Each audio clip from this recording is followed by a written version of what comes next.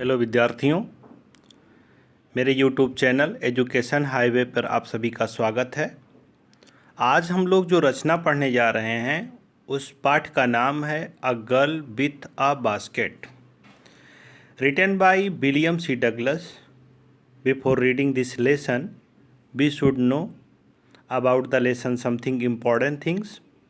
The author of this lesson, William C. Douglas, was Judge of Supreme Court of America. He came to India in 1950.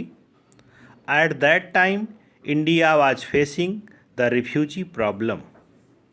The Indian people, uprooted from the Pakistani areas, had come to settle down in India. These people had been facing a number of hardships. They were without home, clothes, money, occupation. Their children, too, had been working hard for their living. The author here gives a lovely narration of what he saw of the refugee children while going from Delhi to Ranikhet. वास्तव में ये लेखक का एक यात्रा वर्णन है। जैसे आप कहीं पर जाएं, घूमने जाएं और आपके जर्नी में जो कुछ हैपेंड हो उसको आप आकर के लिख दें। यात्रा वृत्तांत कहते हैं। ये निबंध लिखने की एक विधा है, उसी में ये भी शामिल है। आइए लेसन का टेक्स्ट पढ़ते हैं। I had left new Delhi for Himalayas. The writer started his journey for Himalayas from New Delhi. He stood in New Delhi. He was going as far as Bareilly by train. He went till Bareilly by train and then by car to Ranikhet. And after that, he hired car for going to Ranikhet. Why he went there? An old British Army hill station located. एक वहाँ पर पुराना British government का army का station था जो उस पहाड़ी पर था, इसलिए लेखक वहाँ पे जाता है। सो ही वेंट देयर, और उसकी स्थिति क्या बता रहे हैं? On a 6000 foot right. ये स्टेशन जो है समुद्र तल से 6000 फीट की ऊंचाई पर स्थित था, रानीखेत में, जहाँ पर राइटर जाते हैं, विलियम सी डगलस जी जाते हैं। अपोजिट किसके विपरीत था? अपोजिट विपरीत, सामने। आ 120 mile stretch of snow capped Himalayas, जो हिमालय का विस्तृत क्षेत्र था वो लगभग 120 किलोमीटर फैला। उसके अपोजिट ये hill station, old British army hill station at that place. So writer went there by different vehicles, train, car, etc. The train was slow. Writer says here, when I started my journey, my train was very slow. जब मैंने अपनी यात्रा शुरू किया तो मेरी train बहुत slow थी। And it stopped at all the way stations. सभी स्टेशंस पे रुकने वाली हमारी ट्रेन थी, अर्थात वो पैसेंजर गाड़ी थी, सुपरफास्ट एक्सप्रेस वगैरह ऐसी कुछ नहीं थी। हाँ, अगर आपको घूमना है तो आप सुपरफास्ट ट्रेन से ना जाएं तो ज़्यादा अच्छा है। इस लेसन को पढ़ने से यही थोड़ा सीख मिलती है। At every stop I swung open the doors of my compartment. Writer said here that at every station when train stood I swung open my door of compartment. मैं अपने डिब्बे का दरवाज़ा भड़ से, जल्दी से, चट से खोल देता था। और फिर क्या होता था? एंड वॉकड द प्लेटफॉर्म, और प्लेटफॉर्म पे घूमने के लिए तुरंत डिब्बे से बाहर आ जाता था। मेरी जो ट्रेन थी वो हर स्टेशन पे रुकती थी। हर स्टेशन पे रुकने के कारण मैं तुरंत ही स्टेशन से बाहर आता था, घूमता था। क्यों बाहर आता था राइटर ये भी बता रहा है। पहले तो इसने प्लेटफॉर्म का नज़ारा लिखा। The platforms were packed with people. Platform हमेशा फुल होता था लोगों से। कहीं पर भी ट्रेन रुकती थी तो चढ़ने वालों की भीड़, उतरने वालों की भीड़, बाकी प्लेटफॉर्म पे जो भी काम करने वाले हैं, फल सब्जी कुछ भी बेचने वाले हैं, उनकी भीड़ होती थी। उसमें किस प्रकार के लोग होते थे? लेखक ने लिखा सिख्स, मुस्लिम, हिंदू, सोल्जर्स, मर्चेंट्स, और आगे लिखते जा रहे हैं प्रिट्स, पुजारी, पोर्टर्स, कुली, बेगर्स, भिखारी, हाकर्स, ऑलमोस्ट एवरीवन, ये सभी होते थे प्लेटफॉर्म पे। और अगले लाइन में लेखक कहता है ऑलमोस्ट एवरीवन वाज वेयर फूट, लगभग हर व्यक्ति स्टेशन पे उस समय नंगे पैर होता था, जूते चप्पल नहीं होते थे। ऐसा लेखक ने अपनी इस यात्रा वृत्तांत में लिखा, जिस यात्रा वृत्तांत का नाम है a girl with A basket. और बियर फुट होते थे। उनके कपड़े कैसे होते थे? लूज व्हाइट गारमेंट्स, ढीले ढाले सफ़ेद कपड़ों में अक्सर लोग दिखते थे। I would ask at least 3 people before I could find one, लगभग मुझे 3 लोगों से बात करना पड़ता था। Do you know English, do you know how to speak English, 3 लोगों से लगभग ये लेखक जो है विलियम सी डगलस पूछते थे, तब जाकर के इनको एक व्यक्ति मिलता था, आई could find one who spoke English, जो इंग्लिश बोल सकता था। फिर ये उनसे बात भी करते थे। वी वुड टॉक अफेयर्स, तब जब कोई मुझे इंग्लिश बोलने वाला मिल जाता था, at that very time I talked with them, मैं उनसे बात करता था। And every major topics the news of the day produced, we talked every important topic of the day, news and national matters, हम लोग सब राष्ट्रीय या विशेष समाचार पे बात करते थे। और इस तरह से लेखक बताता है यहाँ पे, in this way I was trying to get a feel of the, मैं प्राप्त करने की कोशिश करता था। क्या प्राप्त करने की कोशिश करता था लेखक? मैं चेक करता था। I was trying to check a feel of the pulse of the nation, एक नेशन के लिए, एक राष्ट्र के लिए इन लोगों की क्या भावना है, उस फीलिंग को राइटर बात करके चेक करना चाहता था। Checking opinion against official attitudes, और क्या चेक करता था? उनके विचार कि अपने ऑफिसर्स के प्रति, गवर्नमेंट के प्रति कैसा एटीट्यूड है, कैसे विचार है, दृष्टिकोण है, इसको वो चेक करता था उनसे बात करके।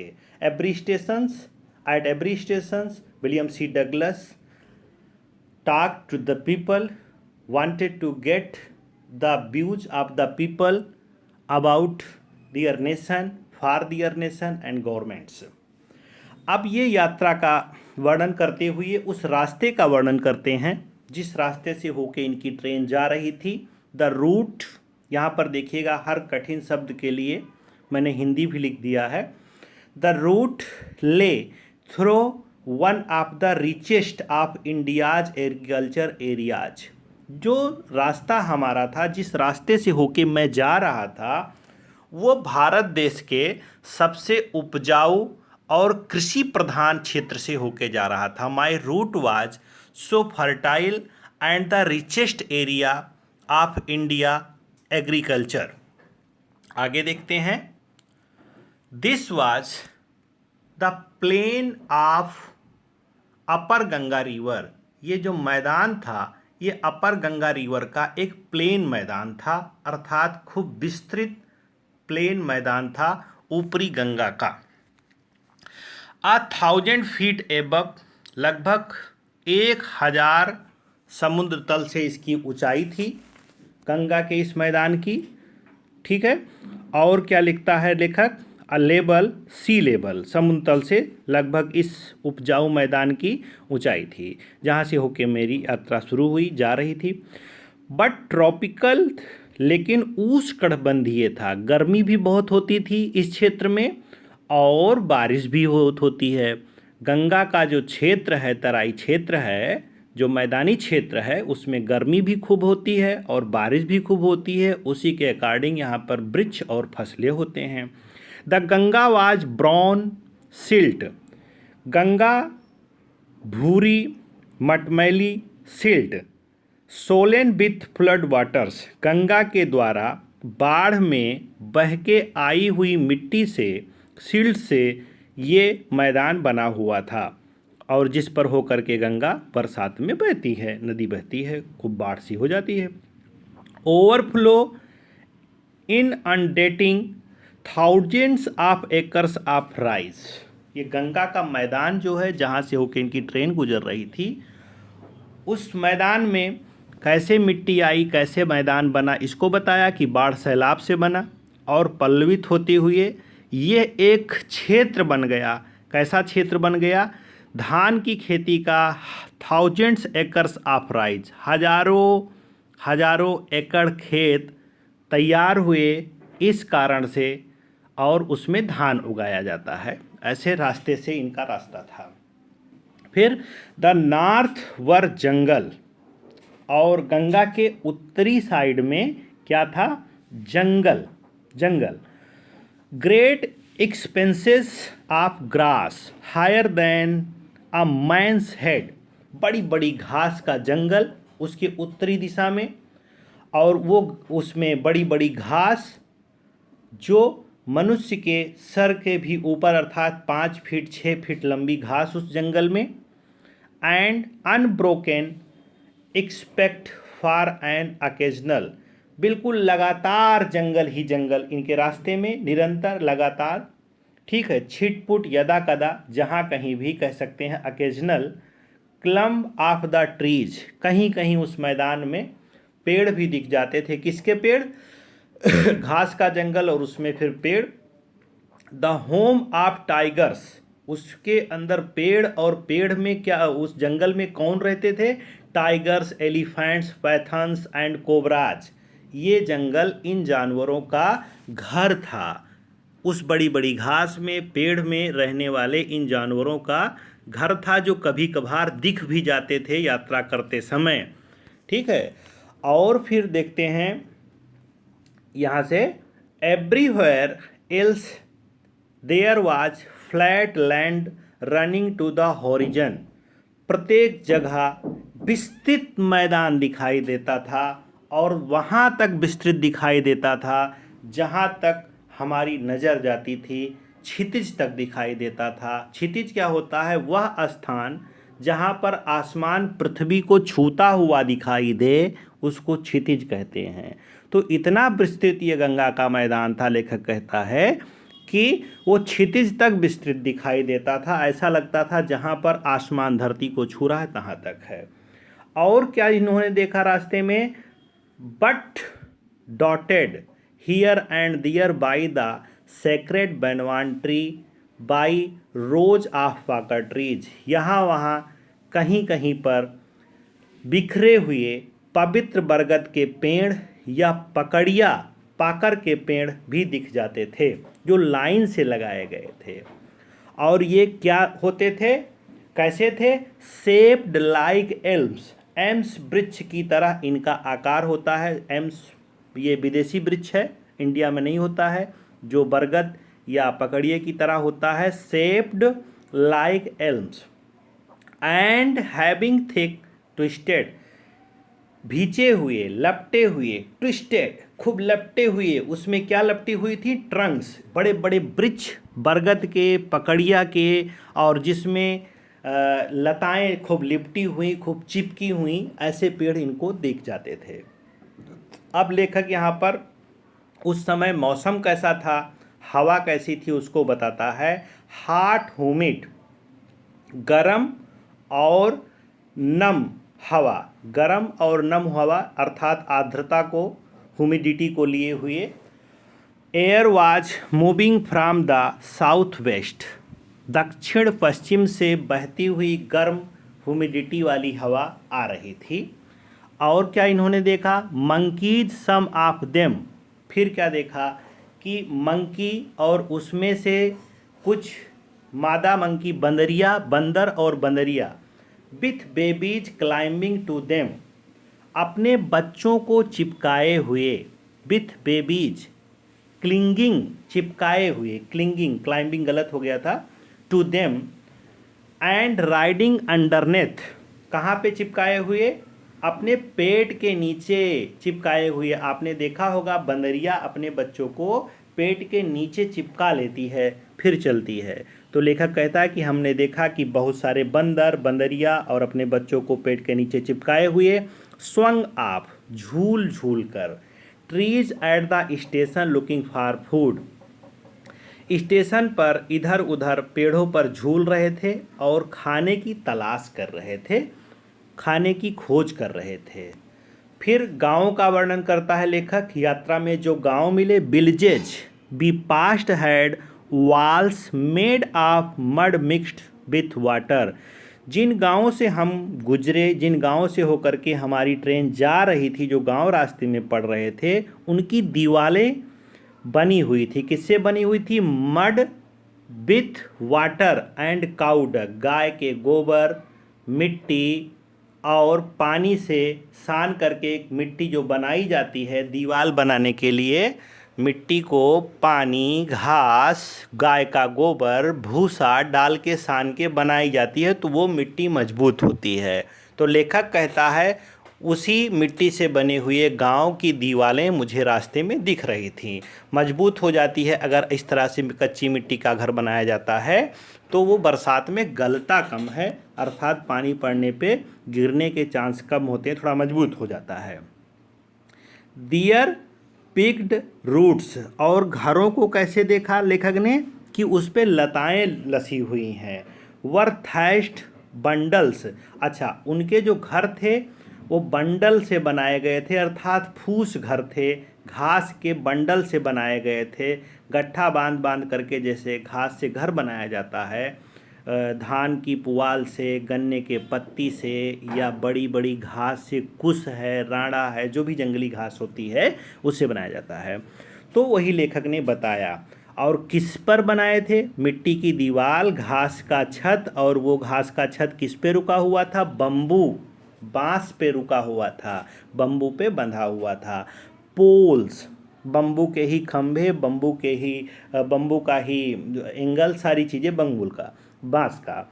स्ट्रेच अक्रॉस द रैफ्टर्स, और फैला हुआ उस रैफ्टर्स, बड़ेर मतलब कह सकते हैं छत को रोकने का बीच का हिस्सा जो लंबा लंबा एक लकड़ी का रखा जाता है, वो भी बांस का अधिकतम होता था। ऐसा लेखक ने अपने यात्रा वर्णन में देखा और लिखा। That day the pumpkin beans that grew over them were in bloom, और उस छप्पर पे लेखक ने क्या देखा कि कद्दू की लताएं, लौकी की लताएं, तरोई की लताएं, ये भी लसी हुई थी। अक्सर गांव में जो फूस का घर होता है उस पर लोग सब्जी बो देते हैं और सब्जी खूब पैदा होती है। तो लेखक ने वो देखा कि छत जो थी वो घास की बनी हुई थी, बांस के से पे बनी हुई थी, मिट्टी की दीवार पे बनी हुई थी, लेकिन उस पर एक और सुंदर चीज़ थी, वो थी वो हरी भरी छत थी, क्योंकि उस पर कद्दू लसा हुआ था। थ्रिलिंग स्ट्रैक्स, जो धारियां बना रही थी, मतलब उससे एक डिजाइन बन रही थी लताओं से, ऐसा लेखक ने देखा। स्ट्रैक्स आप येलो ओवर ड्राइब, कहीं कहीं कद्दू के फूल पीले पीले खिले हुए थे, तो गंदा और भद्दा भी लग रहा था दीवार के ऊपर और सुंदर भी लग रहा था। मिक्स है, मतलब इसमें विरोधाभास लेखक लिख रहा है, बहुत ज़्यादा ध्यान देने की जरूरत नहीं। At one station my routine of talking with the people was, एक स्टेशन पे क्या हुआ, लेखक के जो बात करने का सिलसिला था, लेखक के बात करने का जो तारतम्य था, वो क्या हुआ? वाज इंटरप्टेड, वो बाधित हो गया, रुक गया। क्यों रुक गया? As soon as alighted a group of young children gathered round me, writer said here, when I alighted from my compartment at the stop of the train at a platform, a group of young children gathered round me, मेरे चारों तरफ एक नवयुवकों का झुंड, बच्चों का झुंड मेरे चारों तरफ मुझे घेर लिया, मैं इकट्ठा हो गए, मैं उनके बीच में प्रेजेंट हो गया, कैदी हो गया। देवर सेलिंग बास्केट हैंड वूवेन, वो हाथ से बनी हुई टोकरियां बेच रहे थे। हैंड वुवन लिखा हुआ है, हाथ से बुनी हुई। और किससे बनी हुई थी? Read basket with simple design, कच्ची टोकरियाँ अर्थात सूखी लकड़ी नहीं, हरी हरी लकड़ियों से हाथ से बनाई गई टोकरियाँ जो बेच रहे थे, जो सूखी भी नहीं थी और उसमें सिंपल डिजाइन भी बनी हुई थी, चित्रकारी भी की गई थी। एंड पैटर्न्स दे, उस पर चित्रकारी और नए नए तरीके से भी बनाई गई थी। दे हेल्ड द बास्केट्स हाई, वो टोकरी को ऊपर उठा उठा करके चिल्ला रहे थे, बोल रहे थे।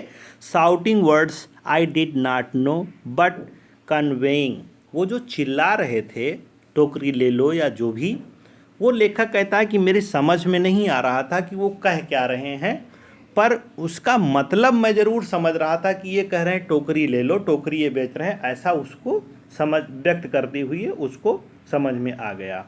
अनमिस्टेकेबली दियर डिजायर, लेखक कहता है कि मैं उनकी आवाज़ को, उनकी भाषा को नहीं समझ रहा था, पर उनकी इच्छा क्या थी ये मेरे समझ में ज़रूर आ रहा था। ये कौन बच्चे थे? लेखक बताता है दीज वर रिफ्यूजी चिल्ड्रेन, ये शरणार्थी बच्चे थे। शरणार्थी जो भारत में आकर के रह रहे थे, रिफ्यूजी थे, उनके बच्चे थे। When partition between India and Pakistan was decreed, जब पार्टीशन हुआ भारत और पाकिस्तान के बीच में, घोषित कर दिया गया कि बंटवारा हो गया है, तो किसी को पाकिस्तान चाहिए था और किसी को भारत चाहिए था। तो बंटवारे का परिणाम क्या हुआ? Hundreds of thousands of people pulled up, हजारों लाखों लोग निकाल दिए गए, भगा दिए गए, छोड़ के चले आए। दियर रूट्स, रूट्स मीन्स यहाँ पर जमीन होती है। अपने घर बार को छोड़ करके, अचल संपत्ति को हजारों लाखों लोग चले आए उस समय। क्यों चले आए? चेंज कर दिया, रेजिडेंस चेंज कर दिया।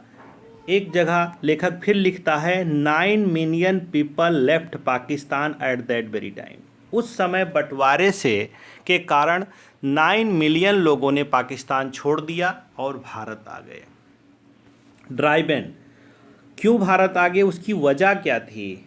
बाई फियर ऑफ रिलीजियस फैनाटिसिज्म, धर्म के भय के कारण, धर्म अंधता के भय के कारण लोग भयभीत होकर के भारत आ गए कि अगर मैं भारत नहीं गया तो यहाँ ज़बरदस्ती मैं मारा जाऊँगा और मेरा धर्म परिवर्तन करा दिया जाएगा, मुझे मुसलमान बना दिया जाएगा। और यहाँ से भी लोग पाकिस्तान गए इसी भय के कारण कि अगर मैं भारत में रहूँगा तो मुझे इस्लाम छोड़ना पड़ेगा, हिंदू धर्म कबूल करना पड़ेगा या मुझे मार दिया जाएगा। ये दोनों तरफ से हुआ। धार्मिक, ये फैनाटिसिज्म जो शब्द है, फैनाटिसिज्म कहेंगे, गलती हो गई हमसे, ये इसका मतलब होता है धार्मिक अंधता।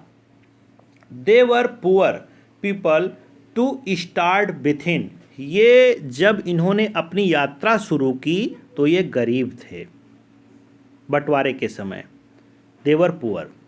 देवर poorer as they began their long trek, और यात्रा करते समय, भाई पाकिस्तान से इंडिया आना कोई 1-2 दिन की बात थोड़ी है, कई दिन लगे होंगे ना।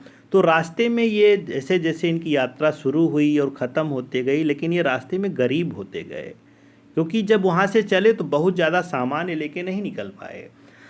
For all they could carry was a bit of food and few belongings, उस समय वो जो कुछ सामान लेकर के निकल पाए वो कुछ ज़रूरी चीज़ें थीं, बिलोंगिंग्स बहुत ही ज़रूरी चीज़ें थीं, वही लेकर के वो निकल पाए। सून दे वर आउट ऑफ फूड, जो खाना लेकर के वो वहाँ से निकले डर के, वो केवल खाना था, कुछ खाना था। A few days after they started, they began to fall by the wayside, और कुछ दिन के बाद ही वो भूखों मरने लगे, और जहाँ पर भूख के वीकनेस के कारण गिरे वहीं पर वो मर गए। Wayside from the weakness of hunger and died, भूख के वीकनेस के कारण जहाँ पर वो यात्री गिरे वहीं मर गए। They where they fall, where they fell, जहाँ पर ये गिरे, the children selling baskets were sons and daughters of these refugee.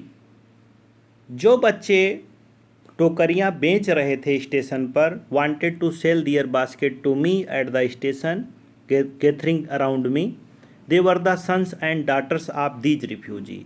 वो उन्हीं शरणार्थियों के बच्चे थे जो पाकिस्तान से भारत में आकर के शिफ्ट होना चाहते थे, शिफ्ट हो रहे थे।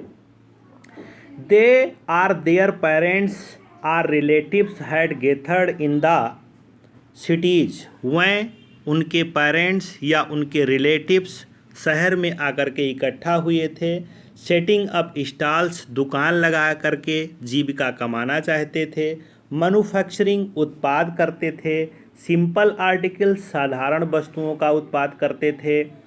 Trying to make a living in markets already crowded, ऐसी जगह पर जीवन यापन करना चाहते थे या जीविका कमाना चाहते थे जो ऑलरेडी क्राउडेड था, भीड़ भाड़ से युक्त था, जो जहाँ पर ऑलरेडी संघर्ष था, ऐसी जगह पर वो आए और बसे। They lived in cloth and grass seeds. कैसे घर में रहते थे वो लोग? घास से बने हुए घर में या कपड़े से बने हुए घर में रह रहे थे। फिर देखते हैं दैट लाइंड द स्ट्रीट्स। वो घर जो उनके थे लाइन से गलियों में बने हुए थे, लेखक कहता है। The peasants among these refugees, इन शरणार्थियों में पाकिस्तान से आए हुए किसान थे। पीजेंट्स मीन्स किसान, farmer. Had been accustomed to little all their lives, वो आदी हो गए थे, उनकी आदत हो गई थी, स्वभाव हो गया था। Had been accustomed to little all their lives, अपने पूरे जीवन में किस चीज़ की आदत हो गई थी? For the annual income of an agricultural family does not exceed on an average $100। एक किसान परिवार की औसत वार्षिक आय जो थी वो एक वर्ष की $1 से $100 से $100 से अधिक नहीं थी, ऐसा लेखक ने अनुमान लगाया उस समय। अ ईयर, द एवरेज, अगर औसत unskilled labourer makes 30 sent a day, एक अनपढ़ लेबर जो है, मजदूर जो है, अगर उसकी मजदूरी देखी जाए तो 3 सेंट्स प्रतिदिन के हिसाब से पड़ता है। 30 cents a day are less than $2 a week, एक वीक में वो $2 से अधिक नहीं कमा सकता, ऐसा लेखक ने उस समय के बारे में बताया। There is 1 meal a day, उनके एक दिन के भोजन में क्या होता था ये भी लेखक ने अपने यात्रा वृत्तांत में देखा यात्रा करते समय और लिखा। क्या होता था? एक प्याज, an onion, a piece of bread, a bowl of pulse with milk, एक प्याज, एक पीस रोटी, एक कटोरी दाल और दूध। Perhaps a bit of goat, शायद बकरी का ही दूध और उससे बनी हुई पनीर, यही उनके खाने में होती थी। लेखक यहाँ पर कहता है कि no tea, no coffee, no fat, no sweet, no meat. उनको गरीबी के कारण ना चाय, ना कॉफ़ी, ना घी, ना मिठाई, ना मांस, ये सब उपलब्ध नहीं था क्योंकि वो सब गरीब थे। $100 a year is not $2 a week, $100 अगर कोई एक सप्ताह वर्ष में कमाता है तो एक सप्ताह में $2 भी तो नहीं हुआ। Yet even that small amount is hard to earn, फिर भी ये छोटी सी रकम भी कमाना वहाँ पर कठिन काम था जहाँ पर ये लोग रह रहे थे। फिर देखते हैं किसके बीच में कमाना कठिन था? By selling basket to people too poor to buy them, ऐसे लोगों के बीच में टोकरियां बेचना चाहते थे जो गरीब थे, इनसे भी गरीब थे, जो टोकरी ले ही नहीं सकते थे, उनको ये टोकरी बेच रहे थे और अपनी जीविका कमाना चाहते थे। That no doubt is the reason, और यही इसमें कोई संदेह नहीं है। यहाँ से फिर से देखते हैं, that no doubt is the reason these little children descended, ये छोटे छोटे बच्चे मेरे पास आए थे, यही एक कारण था। इनको ये लगता था मेरे पास आने के लिए, ऑन मी लाइक लोकट्स, जैसे कोई टिड्डी का दल इकट्ठा हो जाए, ऐसे ये हमारे चारों तरफ इकट्ठा हो गए थे। इनको ये लगता था कि मैं खरीद लूँगा, क्योंकि आई एम अमेरिकन, मैं तो एक अमेरिकन ठहरा। Was doubtless the most promising market, मैं उनके लिए निसंदेह बेशक एक आशाजनक बाजार था जहाँ पर वो मुझे अपनी टोकरी बेचना चाहते थे। दे हैड सीन, उन्होंने ऐसा देखा। Thanks student, it is first part of this lesson, second part will be presented by me very soon. Thanks, read it properly for your exam.